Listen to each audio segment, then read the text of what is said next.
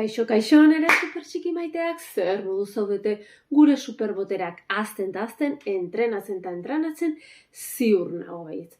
Gaurkoan beldurrei buruz aritu gara. Gehienak beldurra antzekoa dauzkagu bai txikiak eta helduak. Eta saiatuko gara, haiek arintzen.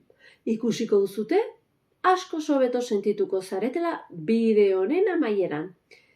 Jarraitu nirekin, aurrera super txikiak!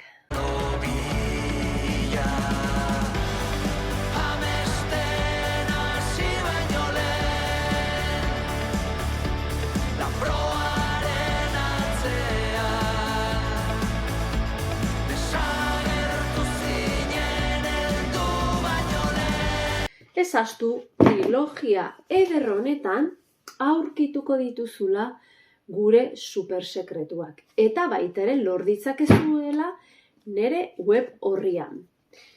www.ubebikoitza supertxiki.com. Orain honetan gure beldur hauek 23. atalean topatuko dituzute. Gure 3 protagonistak beldurren laberinto batean sartzen dira. Eta bertan 7 beldur nagusi dituzte, eta hauek ez badituzte gainditzen, atzera egin beharko dute eta harrapatuak geldituko dira bertan. Zein da laberintora sartu eta topatuko duten lehen beldur nagusia? Heriotzaren beldurra. Baina ikasi duten bezala, gure supertxikiak gogoratzen dira, heriotza ura bezala dela, alegia. Lurruna, likidoa edo izotzak ura izaten jarraitzen du. Gurekin ere berdina gertatzen da, edo hala esango nukenik. Bakoitza gero ikertu beharko du heriotza zer den eta bere sinismenak eta nik kontatuko dizuet nirea. Zer gertatzen da gurekin? Gorputzak hiltzen den arren edo gorputzak ja ez digunian balio hemen ibiltzeko, gure energia hor jarraitzen du. Ez du gorputza erabiltzen, baina hor jarraitzen du. Beste egoera batera pasatzen da. Honekin ez dut esan nahi, tristezia ez dugunik sentituko noski. Eta ondila, baino, jakin dezazuen ez dala desagertzen pertsona. Beste egoera batean bilakatzen da. Bale? Ados? Bigarren beldur nagusia.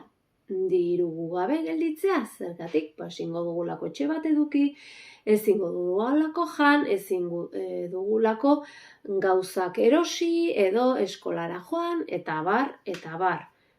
Baino badakigu lana, gurasoek lana edukiko dutela ze. Lana badago.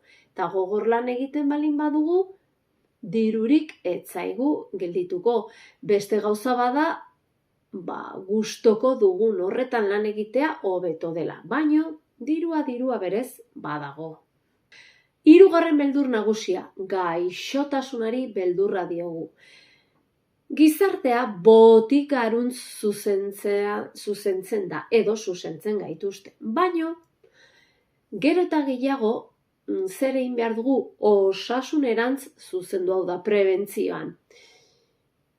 Ongi elikatzea, gorputza mugitzea eta batez ere pentsamenduak zaintzea. Pentsamendu alik eta positiboen edukitzeak prebentzio itzela dira ez gaixotzeko. 4. beldurra.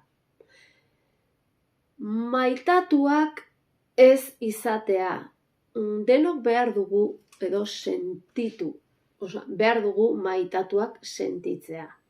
Eta ez da nean ala sufritzen dugu, baino guk ere maitakorra agertzen bagara eta maitasuna eskaintzen badugu, ez izan zalantza izpirik bueltan etorriko zaizula maitasuna. Beraz, badakizu zer egin.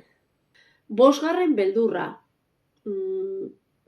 Lagune, familiak edo dena delakoak kritika egitea edo gu ez onartzea. Argulloak jasatea, baina lasai hori ez zaizu gertatuko, zure burua onartzen baduzu eta zu zeu maitatzen bazea. Hori isladatuko baituzu eta ez dezu horrelako arbuiorik erakarriko. Beraz, maitatu zure burua. 6. beldurra, zuek oraindik txikitxoek ez dezue beldurra edukiko. Agian zuen gurasoak edukiko dute edo inguruko helduek. Zahartzaroari beldurra askotan zeirudi daukagu, bakardadea, isolatzea eta baino, zahartzaro ona izango dugu egunetik egunera erabaki onak hartzen baditugu. Bizitzen jakiten badugu, ongi bizitzen, pentsamenduak aukeratzen eta bar. Ados? 7. eta azkena, porrotari beldurra diogu, gaizki egitea, ez badugu ondo egiten, ze pasatuko den, eta abar luze hori. Baina lehenago aipatu dugun bezala, zein da porroti nagusiena?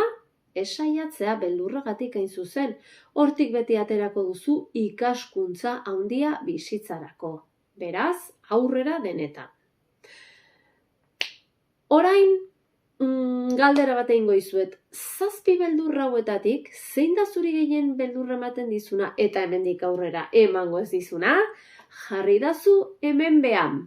Ados, aurrera supertxikiak!